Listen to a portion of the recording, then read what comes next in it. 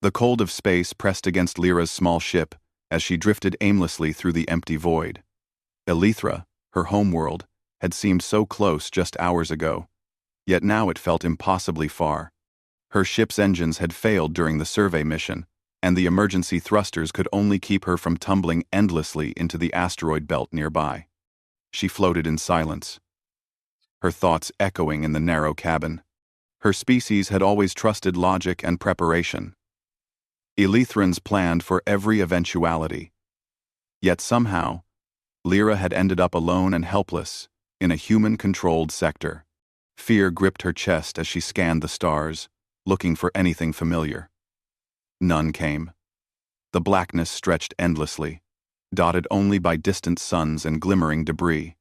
She wished she could hear the soft songs of Elythra's rivers or the gentle hum of its forests. Here, there was nothing but cold metal and empty space. A sudden jolt shook her pod, and alarms blared. She pressed a button, trying to stabilize the craft, but the main console flickered and died. Lyra's heart pounded faster. If she stayed here, she would drift until the void claimed her. But what other choice did she have? Panic clawed at her, but she forced herself to breathe slowly, focusing on what she could control. Her pod had a distress beacon, one designed to reach Elythra, though its signals were weak in human space. She activated it anyway, hoping for a miracle. Hours passed, and nothing responded. Lyra tried to sleep, but the constant hum of malfunctioning systems and the oppressive loneliness made it impossible. She stared through the thick viewports at the dark void outside. She whispered to herself in Elythron, a quiet mantra she had learned as a child. Even in darkness, light exists. Even in fear, courage persists. Suddenly, a shadow moved in the distance, a tiny speck at first, then larger as it approached. Her sensors blinked rapidly. Another ship. She tried to communicate, sending signals in multiple universal codes, hoping that whoever it was could understand. The shadow grew closer, revealing the unmistakable shape of a human patrol vessel. Lyra's heart leaped. Humans were unpredictable, often aggressive, and she had no way of knowing if this one was friendly. Stories from Elythra described humans as chaotic, sometimes violent, and often driven by emotion rather than reason. She swallowed her fear and prepared for any outcome. The vessel stopped near her pod, and a hatch opened. A human figure appeared tall, with short brown hair and calm, observant eyes. He wore a uniform marked with insignia she did not recognize. His hands were raised slightly in a universal gesture of peace. Lyra felt something she had not expected. Relief. Perhaps not safety, but relief that she was no longer entirely alone. "Hello?" the human said, his voice cautious, but clear. "Are you okay?" She stared at him, unsure how to respond. Words were difficult, and her voice came out in broken Elythran. He tilted his head, listening, then reached for a small device on his wrist and tapped it. Words appeared on a holographic screen. "I don't understand you. Can you communicate?" End quote. Quote. Lyra shook her head and gestured to her pod. He seemed to understand. Slowly, he moved closer, holding out a small tool. "I'll help you," he said gently. "Just stay calm." The human's calmness was soothing. Lyra's breathing slowed as he opened the hatch and helped her out of the damaged pod. He adjusted her small oxygen pack, making sure she could breathe comfortably. The air felt strange, heavier than Elythra's, but tolerable. Her body had not adjusted, and yet she could manage it with his help. He led her aboard his ship, moving carefully to ensure she didn't stumble. Lyra noticed the vessel was unlike any human design she had studied from afar. Sleek lines, functional panels, and a bridge filled with displays and controls. Humans were primitive, yet she saw intelligence in their design. Practical, resourceful, and efficient. The human guided her to a medical chamber. It was small, but equipped with devices she recognized from her studies of human medicine. He gestured for her to lie down. Lyra hesitated. Trust did not come easily to her species. But the gentle firmness in his eyes, and the way he moved with precision, without threatening her, nudged her to obey. He adjusted monitors and sensors, scanning her body carefully. Lyra noticed how different humans were, their movements less fluid than hers, more rigid, yet purposeful. He didn't rush, didn't panic, even though the situation could have been dangerous. Slowly, she began to relax, feeling the tension in her limbs release. Hours passed, and they did not speak much.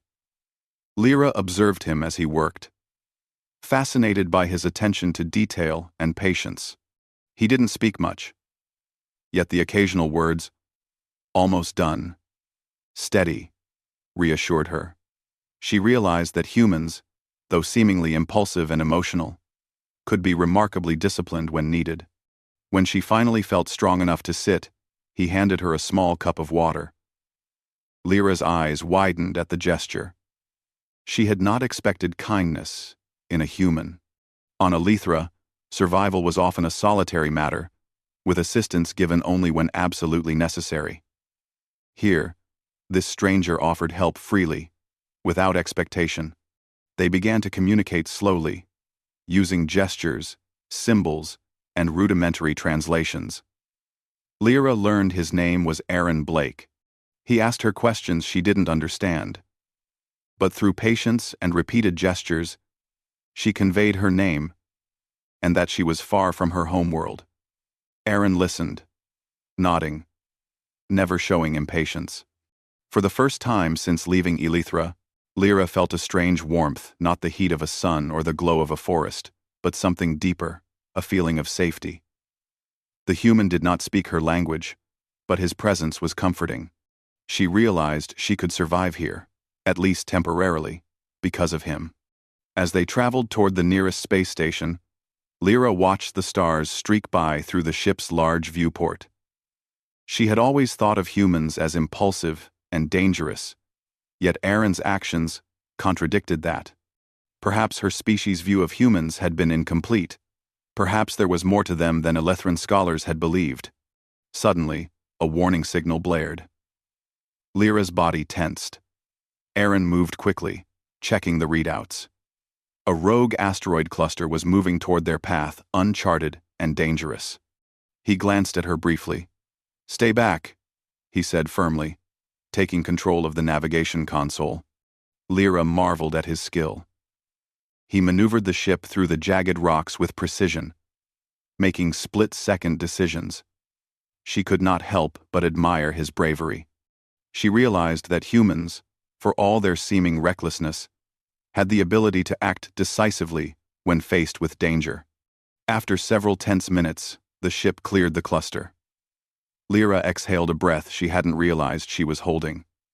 Aaron smiled briefly, almost shyly, as if to reassure her that everything was okay. Lyra felt her chest swell with gratitude. This human had saved her life twice in a matter of hours. Later, as the emergency lights dimmed and the ship returned to its steady hum, Lyra found a quiet corner to rest. She could feel her strength returning. Her thoughts drifted to Elithra, to the rivers and forests she missed so dearly. Yet, for the first time, she thought about humans, not as strangers or threats, but as potential allies, even friends. Aaron came to check on her periodically, offering water, adjusting her oxygen, or simply standing nearby. She noticed he didn't crowd her space. He understood boundaries, even for someone of a different species. Lyra realized that trust was forming a slow, careful trust that bridged worlds. She wondered what her people would think if they could see her now, resting in a human ship, alive and unharmed. Surely, they would be astonished. Humans were unpredictable, yes, but here was proof that they could be noble, kind, and protective. For the first time in her life, Lyra felt a sense of possibility. Perhaps, even far from home, she could find safety, companionship, and understanding. Perhaps this human, Aaron, was the first step toward a new chapter in her life. The stars stretched endlessly outside the viewport, a tapestry of light against the darkness. Lyra watched them, feeling the cold of space soften around her. Here, with Aaron nearby, she was not alone. Here, she could breathe. Here, she could hope. And for the first time since the accident, she allowed herself to close her eyes and rest, knowing that someone watched over her, not with suspicion, but with care. Someone believed in her survival, even when the universe seemed indifferent. In the quiet of the ship, drifting among the stars, Lyra whispered a single thought in Elithran. Even in darkness, light exists. And in the presence of a human she barely knew, that light began to shine. The human ship glided through the quiet expanse of space, leaving the asteroid belt far behind. Lyra sat near the viewport, her long fingers tracing patterns on the smooth glass. Outside, stars streaked past as the ship moved steadily toward the distant repair station. She had learned to trust the gentle hum of the ship, the rhythmic pulse of life support systems, and, most of all, the presence of the human named Aaron. At first, communication had been slow and awkward. Lyra's language was alien to him, full of sounds that humans could not replicate. Aaron's words were simple, clipped, and careful. Yet slowly, through gestures, symbols, and repeated attempts, they began to understand each other. A nod, a tilt of the head, or the pointing of a finger often replaced words. One evening, as the artificial lights of the cabin dimmed for rest, Aaron placed a small tray in front of her. It held food she had never seen before, soft, square slices of bread with something warm and soft inside. He watched her cautiously, as if waiting to see how she would react. Lyra hesitated, touching it tentatively with her fingers. The aroma was strange but inviting. Slowly, she tasted it. Her eyes widened, and she made a small sound of surprise. Aaron smiled. He did not expect praise. He only wanted to make her feel safe. In that simple act, Lyra realized that kindness could be universal, transcending species or worlds. As the days passed, they settled into a routine. Aaron would navigate the ship, maintain the engines, and occasionally check on her, while Lyra studied the human environment, curious about everything she could see. She watched his hands adjust controls, admired how he thought quickly when something went wrong, and noted the careful precision of his movements. Humans were different, yes, but perhaps not as simple as Elithran scholars had suggested.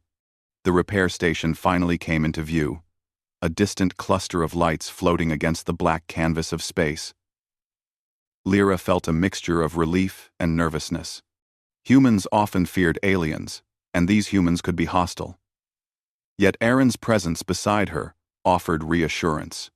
When they docked, engineers rushed to meet them, tools in hand. Lyra felt a spike of anxiety as they looked her over with suspicion. They whispered among themselves, pointing at her features and strange markings. Aaron placed a firm hand on her shoulder. "She's under my protection," he said calmly. "Do not touch her." Without permission. The engineers hesitated, and Aaron led her into a quieter area. Lyra watched him with growing respect. On Elithra, authority was strict and unquestioned. Here, a single human could defy the many, simply because he understood right from wrong.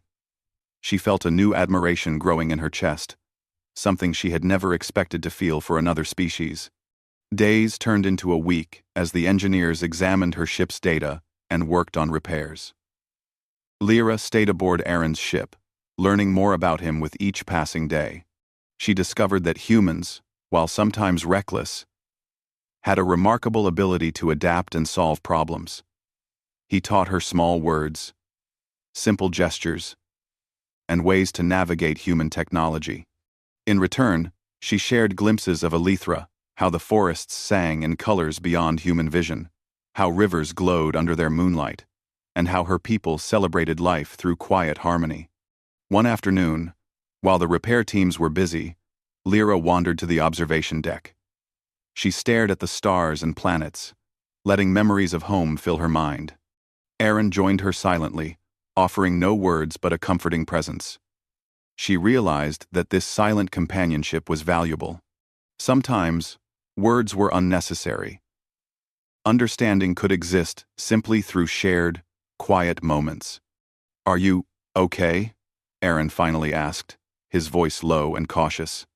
Lyra turned to him, unsure if she could answer in his language. She placed a hand over her chest and nodded. Then, in her own tongue, she whispered, "I am learning to be safe here." Aaron didn't understand the words, but he saw the meaning. He nodded slowly, his expression softening. Lyra felt a warmth that was new and unfamiliar. She was far from Elithra, yet for the first time, she felt that distance shrink. Perhaps home was not only a place, but also a person who made you feel understood. Trouble came unexpectedly. A group of scavenger ships approached the station, their intentions clear from the way they moved: aggressive, calculating, and reckless. The engineers panicked, but Aaron remained calm. He guided Lyra to the ship's small cockpit, explaining gestures she could understand. "Follow my lead," he said, pointing to controls. "We move fast, we stay low, and we protect each other." Lyra's body tensed, but she obeyed. She realized that trust had deepened. She was no longer simply a guest aboard a human ship. She was a partner, capable of acting in harmony with him. Together, they maneuvered through the station's outer defenses, dodging incoming fire and weaving between obstacles. Aaron's skill and Lyra's quick reflexes combined into something greater than either could achieve alone. After the immediate danger passed, they found a quiet spot in the station's hangar. Lyra's body hummed with adrenaline, and she realized that fear had shifted into exhilaration. Aaron glanced at her, noticing the mixture of relief and newfound confidence in her expression. "You're brave," he said quietly, almost to himself. Lyra understood the meaning without words. She felt her chest swell with pride. For the first time, she realized that humans could inspire courage, not only through their actions, but by trusting others to act alongside them. Later, as the station's artificial night cycle began, Aaron and Lyra returned to the observation deck.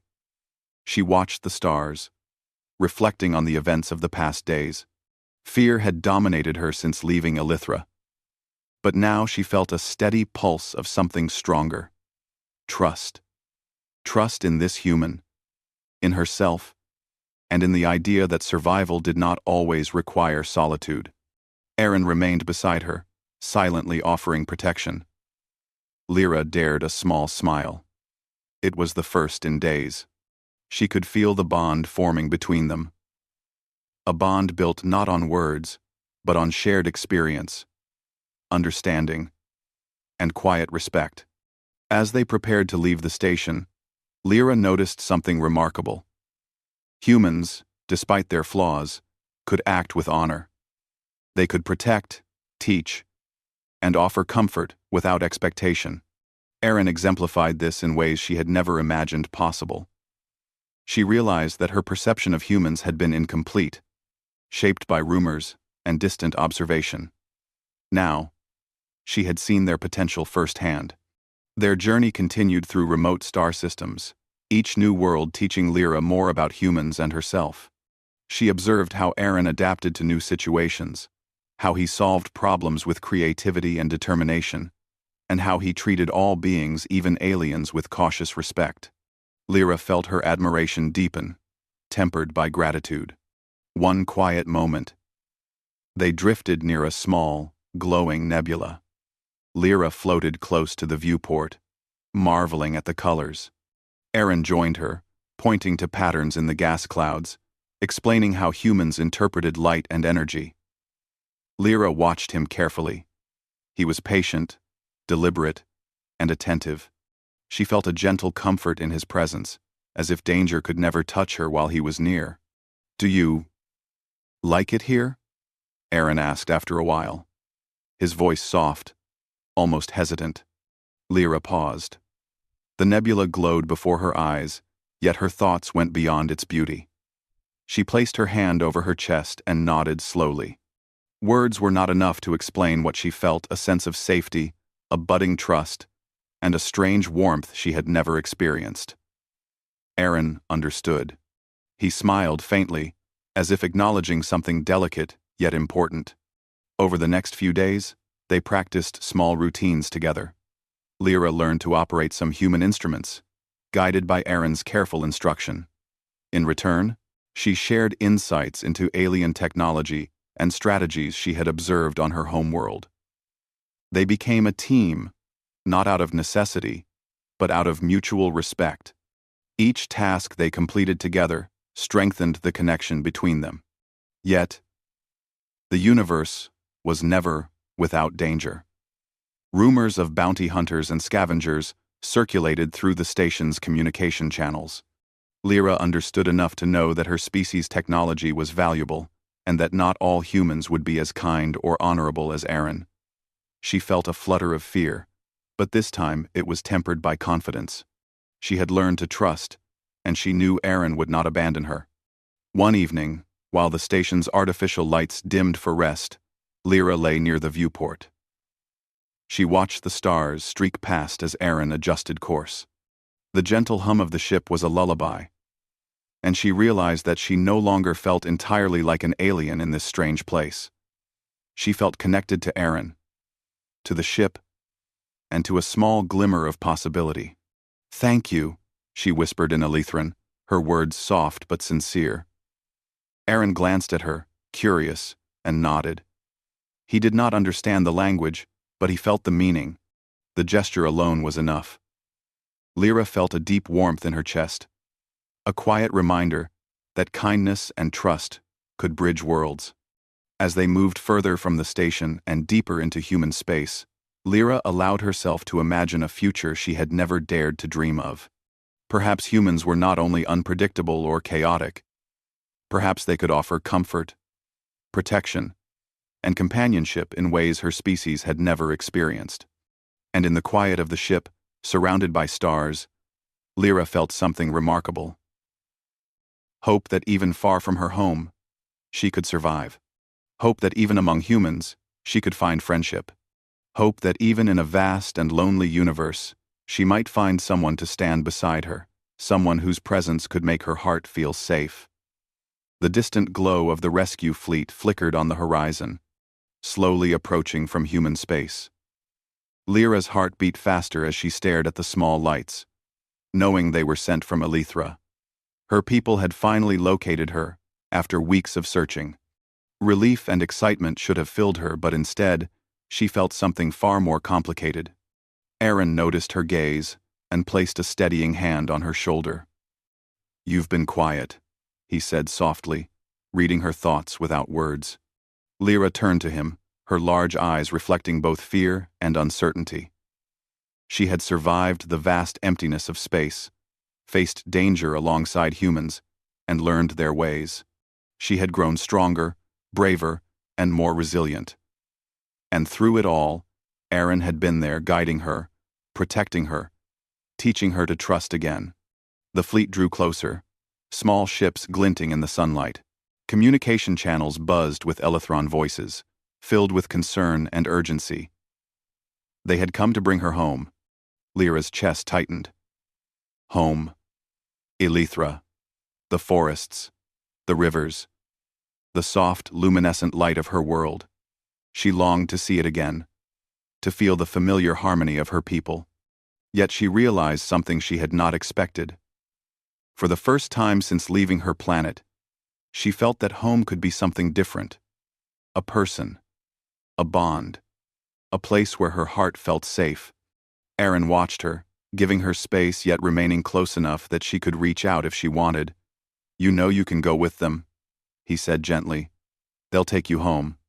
Lyra nodded slowly. She knew this. Her people had come for her. They had always been dependable, loyal, and gentle in their way. Yet the idea of returning to Elithra felt heavier than she expected. She had grown, changed, and learned to feel trust in a human, something she never imagined possible. The Elithran fleet arrived at the outpost, their ships shining with ethereal light. Lyra could see the small figures of her people moving aboard the transports, ready to greet her, ready to take her home. A part of her longed for that familiar warmth, the embrace of her elders, the soft songs of her rivers, the soothing light of Elithra's skies. But another part of her remained uncertain. Could she truly return, knowing that her heart had changed? Could she go back to a world where humans were stories told from afar, rather than the living beings who had taught her courage, patience, and trust? Aaron stepped closer. "Whatever you choose, I won't interfere," he said quietly. "But know that I'll be here, if you stay." Lyra's eyes filled with emotion. The human had offered her protection without expectation, guidance without judgment, and comfort without pressure. He had become more than a savior. He had become a companion, a friend, and perhaps something even deeper, though she dared not name it. She walked to the viewport, watching the Elithran fleet approach. Her people would welcome her back with open arms, but she realized that a part of her heart had already found a new home among humans. With Aaron, the rescue fleet landed at the outpost, their vessels humming with soft energy. Lyra's people disembarked quickly, their glowing forms moving gracefully. They approached her ship, calling her name, their voices filled with relief and joy. Lyra stepped forward to meet them. Her heart ached with longing and confusion. They wrapped her in warm embraces, asking questions, sharing stories, and expressing their joy at finding her alive. Yet as she looked at Aaron standing quietly nearby, she felt a tug in her chest that she could not ignore. One of her elders, a wise figure with soft, luminescent markings, stepped forward. "You have survived. You have learned. Tell us, what have you found in the stars?" Lyra turned to Aaron, then back to her elder. She realized that her answer would not only define her path forward, but also honor everything she had experienced. She took a deep breath, her chest filling with steady courage. "I have found many things," she said slowly. "I have found that even in the coldest, darkest parts of space, there can be kindness. I have learned that trust can exist between very different beings. And I have found comfort in someone who was not of my world, yet became my friend, my companion, my protector." Her people looked at her with gentle surprise. They had expected joy at her return, but her words spoke of something else: connection, understanding, and a choice that could not be dictated by duty alone. Aaron stepped forward, his voice calm and quiet. "I will not hold you here. You belong wherever you choose. But I hope that you find what makes your heart feel safe." Lyra's heart swelled. She had never felt so torn, yet so certain. Elithra was beautiful, familiar, and waiting for her. Yet the bond she had formed with Aaron was undeniable. He had been her guide, her shield, and her anchor when she felt adrift. She turned to the Elithran fleet, her hands raised in a gesture of peace and gratitude. "Thank you," she said simply, "for finding me, for caring for me. But I have found another path. I have found a place I can call home. Here, with someone who has shown me kindness, courage, and trust." The elders studied her, their expression calm but wise. "Then you have chosen your heart," they said. "It is brave, and it is yours. Go where you must, child." Relief and quiet joy filled Lyra's chest. She stepped back toward Aaron, whose eyes reflected both pride and gentle understanding. They walked side by side through the outpost, past the Elithran fleet, past the curious humans and alien technology, and into the waiting corridor of Aaron's ship. As the doors closed behind them, Lyra felt the weight of her choice settle into something warm and steady. She was no longer far from home. She was with someone who valued her life, respected her being, and offered companionship without demand. Aaron guided her to the observation deck, and they stood together, watching the stars move outside. Lyra reached for his hand, a small but significant gesture. He took it carefully, allowing her to feel the connection without words. "You're home now," he said softly. Lyra smiled, a genuine, unburdened smile. "Yes," she whispered. "I am home." The fleet behind them prepared to depart, leaving the two alone in the vast expanse of space. For the first time since she left Elithra, Lyra felt fully safe, fully understood, and fully alive. She realized that home was not just a place, but a presence, a bond that could bridge worlds. As the stars streaked past, Lyra leaned slightly against Aaron, feeling the quiet hum of the ship beneath them. She had faced fear, danger, and isolation. And yet here she was, alive, empowered, and at peace. Aaron looked at her with a faint smile. "We'll face the future together," he said. "Whatever it holds." Lyra nodded, her heart steady and her mind clear. She no longer feared the unknown. The universe was vast, and they were small. Yet together, they could face it.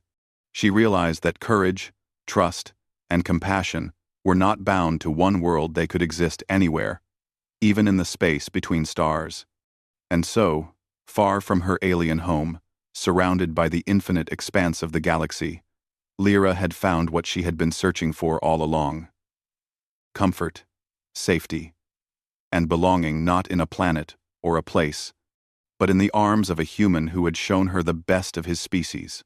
For the first time in her life, Lyra felt truly at home. And as the ship moved onward through the stars, she allowed herself to dream of the future. A future shared, hopeful, and boundless, where she no longer needed to choose between worlds. She had found a new one, and in that world, she was not alone.